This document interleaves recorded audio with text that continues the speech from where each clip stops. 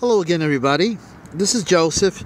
Today I'm going to discuss the placard which is on the side door of the driver. If you want to know how much air you need in your tires, there is a placard, a detailed list of the tire sizes and the air that you need, as you can see. So let's go through everything. So let's say the front tire, the rear tires, and the spare tires. Here you see front. If you cover front, and I'll discuss those things, you see how much you need, 32 psi for the two front tires. For the rear, as you see over here, you need 32 psi also. For the spare is usually more, so you're going to put 35 psi. Now, to mention something that's very important, if you notice over here what it says, cold tire pressure. Keep in mind, when the temperature drops for about every 10 degrees, you lose about 1 psi. On the contrary, for every time the temperature goes up 10 degrees, it increases by 1 psi. So if the temperature is 70 degrees and it goes down to 40 degrees, your PSI will go down. And on the contrary, if it's 40 degrees and all of a sudden a miracle happens and it goes up to 70 degrees, so expect your PSI to go up on tire pressure. Cold tire pressure means it was not used, it was not driven. It has not been driven. Right here, cold tire pressure. That means there's no mileage on the tires. Now with friction, and on a hot summer day, 90 degrees, the tire pressure increases. Why? Because of friction on the road. The tire, the rubber on the surface of the road creates friction. That creates heat.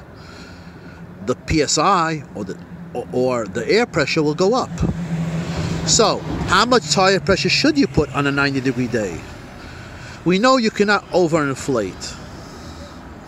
Therefore, on a hot degree day, if it says 32 psi, if it goes up about 3 to 4 psi, that means it'll be about 36 psi. So I'm not going to put 32 psi. What am I going to do? I'm going to put about 28 or 29 psi, knowing it'll go up about 3 to 4 psi. And that'll make it at the correct PSI without overinflating. Again, if it's 90 degrees and it's a hot summer day, obviously the surface is hot, creating friction, the PSI will go up. I'm not going to put 32 psi, I'll put about 28, 29 psi. I hope that's clear. Now, to go over the other details, as you see over here, model. What do all these things stand for? P stands for passenger. If it would be commercial, it would say C, as in cat. 236 is the area of the width. So therefore, there is an aspect ratio right here. This is this aspect ratio, they call it, 70. And this is in millimeters, by the way. The first number is in millimeters. The second one is the aspect ratio. That's the height over the width, the formula. What does it mean? So the aspect ratio of the sidewall is, let's say, in this case, 70. 70 means the percentage of the height to the width. Let's take an easy example. Let's say the height is 7 inches. Let's say the width is 10 inches. So 7 over 10 is 70%. The height is 70% of the width. I hope you understand that. So, in other words, again, 7 inches over 10 inches will give you 70%. The height is 70% of the width. 70%. If it's 60%, 50%, that means the width of your tire is wider, makes more contact with the road. The smaller the number, the more the width of the tire, the wider it is, and the flatter it is, the more it will make contact on the road. Remember that. What does S mean? S means the speed rating. What does that mean?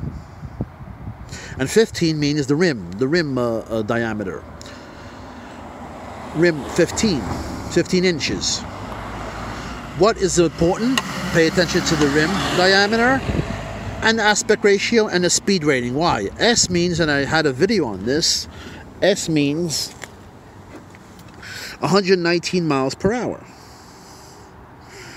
Now, if it's T or Z, means 149 miles per hour. As I made a video and a chart to show people what the S stands for and all the alphabet stands for in rating. How fast can you go? S means 119 miles per hour. Question is, if I have one tire on one side, S, and the other one, a T, how fast can I go? Well, you could go the minimum, but who's going to go 120 miles an hour? The fastest we go is maybe 75 or 80 on the New Jersey Turnpike, right? So therefore, try to keep the tread on both sides similar. If you have snow tires, keep them the same. All-weather tires, whatever it is, keep them the same tread. As I said, over inflation, you'll see the middle tread worn down, the middle of the tire. Under inflation means the sides of the tire will be, the tread will be worn out. Why? Because when it's under, the tire size is making more contact with the surface of the road. And over here also. Rim, the same thing, 15 inches, and that's the rim that you get for the inches. So therefore, I hope this was helpful. Please join a subscriber, please, if you want to. And I have many video on automotive diagrams. My channel is Automotive Electronic Schematics by Joseph. Please try to find something that's to your liking. Thank you.